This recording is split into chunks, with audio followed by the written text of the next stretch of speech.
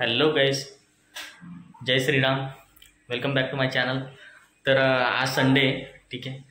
तर ॲक्च्युली सकाळ 5 वाजेपासूनच आज उठलो आहे. संडेच्या दिवशी मी पहिल्यांदा 5 वाजेला उठलो आहे, ठीक आहे. कारण काम नसताना काम म्हणजे ते असं होतं की बच्चू 5 वाजेपासून उठला आहे, ठीक आहे.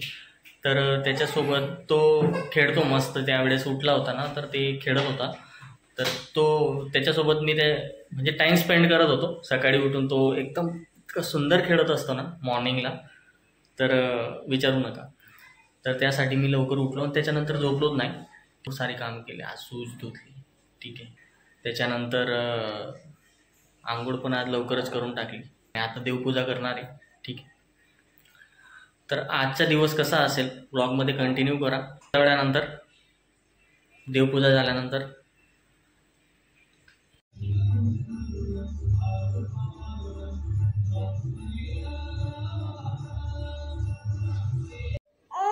सकाळ सकाळी भजन, तुमचं भजन झालं सुरू. कशाला रडतोय सकाळी सकाळी? हो हो हो. आता बाजार करायला जातोय मित्रांनो. भाजीपाला संपलाय, ते मला जावं लागतं ना. ॲक्च्युली मी तर जाऊ नाही शकत. खूप विचार करून भाजीपाला घ्यायला यायला लागतं मित्रांनो. कारण की ॲक्च्युली ना मला जमत नाही भाजीपाला घेणं. खूप वेळ विचार केला पण फायनली बोललं चल जायला लागेल. एकदा तरी आपल्याला जायला लागेल ना, कारण की नीता येऊ नाही शकत, ठीक. तर बघू आता, घेतो आता जसं जमलं तसं. तिने सांगितलं आहे तुला आवडेल तसं घेऊन टाक. कारण की ॲक्च्युली मला मार्जिन पण नाही करतात आणि चांगलं आहे की खराब आहे यार, त्याच्यामध्ये पण थोडा डाऊट असतो. पण तरी आता घेतो, काय करता नाही.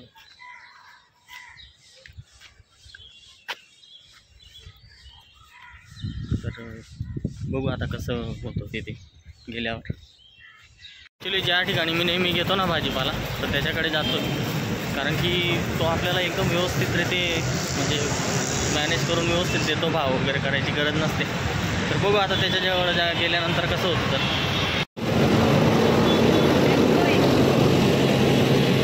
तर मित्रांनो भाजीपाला घेऊन झाला आहे, तुम्ही बघू शकता. आलू लिहा आहे मैंने. त्याच्यानंतर काय काय घेतलं आहे,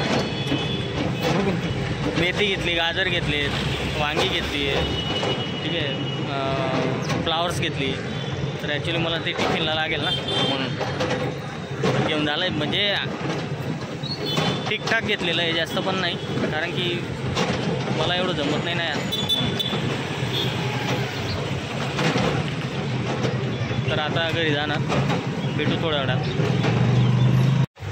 तर रस्त्यात आपल्याला एअरपोर्ट लागलेलं आहे मित्रांनो, आणि एअरपोर्टला व्हिजिट करायला पाहिजे असं माझं वैयक्तिक मत आहे. तुम्हाला काय वाटतं? कारण की एरोप्लेन बघून जायला पाहिजे काय नाही. तर परत एकदा आपण एअरपोर्टला आलो आहेत, हे बघा. तर एअरपोर्ट पेट्रोल पंपवरती समजलं ना. तर ब्लॉग बघितला असेल याच्या अगोदरचा, म्हणजे दुसरा तिसरा ब्लॉग बघितला असेल आपला, तर तुम्हाला समजलं असेल की एअरपोर्ट पेट्रोल पंप आहे आणि आपण नेहमी येत असतो या ठिकाणी. घरी जाणार मी इथून घरी गेल्यानंतर आज बच्चूचा पोलिओ आहे. तर पोलिओ परत बायको बोलली की घेऊन टाकू म्हणून. बच्चूचा पोलिओ घेऊन झाला आहे मित्रांनो, आणि झोप पण झाली बाळाची. आता ऑलमोस्ट 4 वाजलेत आणि झोपून पण त्याची झोप झाली 2 तासाची, आणि आता खेळतोय. तर आता चहा पिऊन झाला आहे मित्रांनो इव्हिनिंगचा. मोस्ट ऑफ मी लवकर पित नाही चहा, कधीतरी संडे वगैरे असला ना, कारण की मला ठेवायला होती चहा. कधीतरी ठीक असतो ना चहा. आठवड्याचे 5 दिवस तर मिस करते ना. पहाटे उठून 3 वाजता टिफिन करा, रेडी चहा द्या. टिफिन करा, आणि सॅलरी आली तर माझ्या अकाउंटला नसते, ती तुझ्या अकाउंटला असते. तर टिफिन करण्याचा पण लाभ तूच घेते, हे कोण सांगणार? विषय आहे का? माझ्या अकाउंटला सेव्हिंग अकाउंट कशाला केलं? सेव्हिंग अकाउंट केलं म्हणून माझ्या अकाउंटला येते ना सॅलरी. सॅलरी तुझ्या अकाउंटला येते म्हणजे माझी पण सॅलरी तुला तुझ्या अकाउंटला ट्रान्सफर करतो ना मी. विषय तो आहे. सेव्हिंग अकाउंट कोणाला म्हणतात? सेव्हिंग त्याच्यात करायची ना, म्हणून सॅलरी वेगळं येते. विषय असा आहे मित्रांनो, माझ्याकडून खर्च होऊन जातात म्हणून. समजलं? काय मग कसा गेला वीकेंड? तुमचा विकेंड कसा गेला मित्रांनो कमेंटमध्ये नक्की सांगा. आमचा तर बस काय नाही, हे आवर ते आवर मध्येच गेला आहे हा विकेंड. आज सगळं क्लीनअप केलं आहे, ऑलमोस्ट 80% केलं आहे, 20% पेंडिंग आहे. ते पुढच्या विकेंडसाठी राहू दिलंय. ते पुढच्या विकेंडसाठी तिने माझ्यासाठी राहू दिलंय. पावर आहे ना भाई आपला. काम तर पाहिजे ना विकेंडमध्ये, काय शरीराला हालचाल थोडी. नेक्स्ट विकेंडमध्ये काय नेता तुझा बर्थडे आहे नेक्स्ट विकेंडला. काय विषय आहे तुझा? काय सरप्राईज काय मला काय देणार? मी तर तुम्हाला दिला बच्चू, आता तुम्ही काय देणार मला? तू त्या बच्चूला सामान ना. ते तर माझं काम आहे, माझं कर्तव्य आहे. तुम्ही मला काय गिफ्ट देणार ते विचारते मी. काय द्यायचं बेटा मम्मीला गिफ्ट? काय द्यायचं? काय देऊ? हा, गोंड्याची टोपी की दगडाचं नाणं? तुम्हीच लावा ती गोंड्याची टोपी. काय गिफ्ट द्यायला? सगळे गिफ्ट तर दिले गेलेत तुला. मोबाईल दिला गेला आहे, त्याच्यानंतर रिंग घेतली होती गोल्डची, ती पण दिली गेली. कानातले दिले गेलेत गोल्डचे. त्याच्यानंतर चेन नाही दिली. पण चेन तू घालणार नाही आता, तुला मंगळसूत्र घालायला. समजत नाही का इथं ब्लॉग चालू आहे का काय?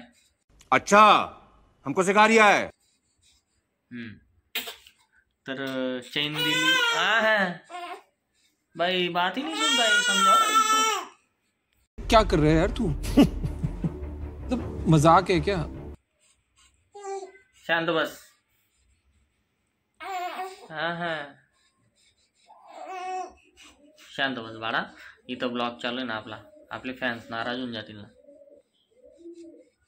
त्याला पण त्याचा आवाज ऐकवायचा आहे, तुम्हाला नाही कळत. जसं मी फक्त आवाज ऐकवते ना, तसं त्याला पण आवाज ऐकवायचा आहे. आम्ही दोघं आमचे फेस रिलीज करणार 9 मार्च 2024.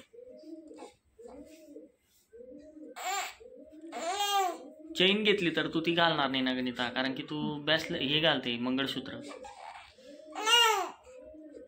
सोन्याचं मंगळसूत्र आहे तुझ्याकडे. काहीतरी समथिंग डिफरंट गिफ्ट घेऊन यावं. ह्या वेळेस नाही, नेक्स्ट बर्थडेला इतकं छान गिफ्ट दिल ना तुला. ह्या वेळेस ना सध्या विषय गंभीर आहे. काहीच मला माझ्या सासऱ्यांनी 1000 रुपीज दिले होते, आता आले होते तेव्हा बघायला. यांनी ते पण खर्च करून टाकले. सो सिरियसली तुम्हीच सांगा काहीच, माझे 1000 रिटर्न करायला पाहिजे की नको? त्याचं मी काय ते कशासाठी खर्च केले ने? तू कशासाठी खर्च केले ते पण सांग ना. मी केले ते खर्च? ते नाही सांगू शकत. तू जाऊन आली काल 1400 रुपये खर्च करून आली. तू सांग कशासाठी केले? सांग ना. शांत बस रे, विषय गंभीर चालू आहे, मध्ये मध्येच काय व्यायाम करतोय. गजब बेइज्जती है. थांब जरा, सांग कशासाठी केले? सांग ना मग, तू कशासाठी खर्च केले? शांत बस ना बोर आहे. मी माझ्या बच्चूसाठी ते काय बोलतात त्याला, न्यूबिलायझर म्हणजे ते वाटच मशीन असतं ना, ते बुक केलंय. असं ते बुक केलंय. मग ते माझ्यासाठी खर्च केले? ते मी केलेत ते खर्च? बच्चूसाठीच केले ना आपण ते खर्च. वाट काय बोलावं यार, काय समजत नाही. हो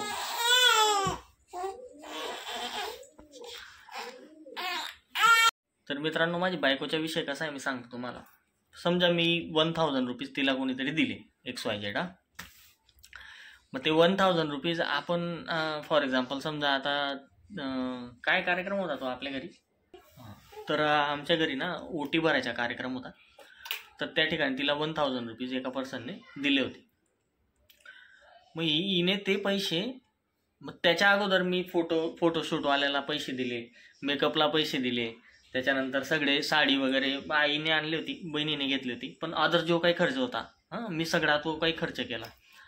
आणि ते 1000 रुपीजमधून हिने 800 रुपये मला दिले तिथं पार्लरला देण्यासाठी. मग ही आता अजूनपर्यंत ते गोष्टला कमीत कमी 5 महिने झाले असतील, 4 महिने झाले असतील, नोव्हेंबरमध्ये झाली गोष्ट. 4 महिने झालेत. तर अजून सुद्धा ती 800 रुपये माझ्याकडून मागते की एकाने मला 1000 रुपये दिले होते, तर ते 800 रुपये तुझ्यावर आहेत, ते परत दे मला. म्हणजे बघा, आणि मॅटर्निटी सूटसाठी आपण गाऊन वगैरे घेतले होते त्याचे पण पैसे मी तुला म्हणजे ते तुमचं कर्तव्य ना ते तुम्ही घेणार. आणि जर मला कोणी बाहेरची व्यक्तीने म्हणजे लगेच आपल्यावर भाई उधारी लगेच चढते. डबल सिंगल डबल वर टिबल. आता ते 800 वडिलांनी 1000 रुपये दिलेत म्हणजे 1800 होऊन गेले माझ्यावर. आणि इथं का जेवणा वगैरेच्या काहीच खर्च नाही लागत तिला, काहीच नाही. आणि तिला टॉप वगैरे काहीच नाही लागणार.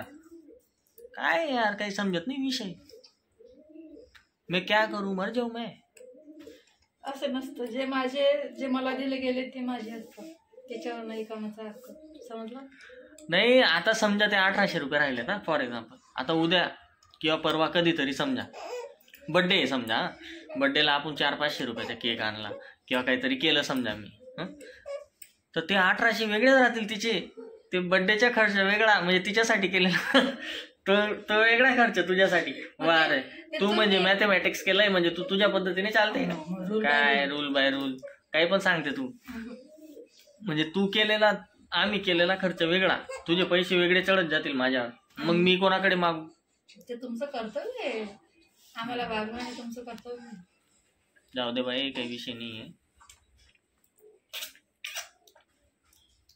कोणालाही विचारून इव्हन सगळेच पैसे तिच्याकडे असतात तरी सुद्धा माझ्याकडून पैसे मागते. मग मला साडी घ्यायला पैसे द्या, हे द्या, ते द्या. तुम्ही तुमच्या फॅन्सला विचारा, कमेंट करून सांगायला लावा. त्यांच्या वाईफचा पण हाच रूल असेल. त्यांच्या वाईफला जर कोणी बाहेरच्या व्यक्तीने काही बघण्यासाठी आले, काही पैसे वगैरे दिले असतील ना, तर ते त्यांचेच असतात. विचारून घ्या वाटल्यास. कमेंट करून सांगा guys, it's real or not. बघू समजेल आपल्याला कमेंटमध्ये. ठीक आहे गाईज, या विषयावरती कधीतरी अजून परत बोलू. नोकझोक चालू असते. नोकझोक चालू असते संसारात. 2 कडवे आठवले मला, तुम्हाला ऐकवतो. संसार संसार जसा तवा चुलीवर, आधी हाताला चटके तेव्हा मिळते भाकर. असा विषय आहे मित्रांनो. तर या गोष्टींकडे दुर्लक्ष करा. ठीक आहे. हे दुःख आपल्यासोबत नेहमी असणार आहे. काय बोलते निदा? म्हणून सांगते, ज्याचे त्याचे पैसे रिटर्न करून द्यायचे, उधारी नाही ठेवायची. तर हे दुःख नेहमी असणार आहे माझ्यासोबत. पण तुमची पण वाईफ असेल तुमच्यासोबत नेहमी असणार आहे. तर त्याला तुम्ही हसत खेळत त्याला सामोरे जा, काही विषय नाही. मित्रांनो रजा घेतो. व्हिडिओ आवडला असेल तर चॅनलला सबस्क्राईब करा. भेटू नेक्स्ट व्लॉगमध्ये. Take care. Bye bye guys. Thank you so much.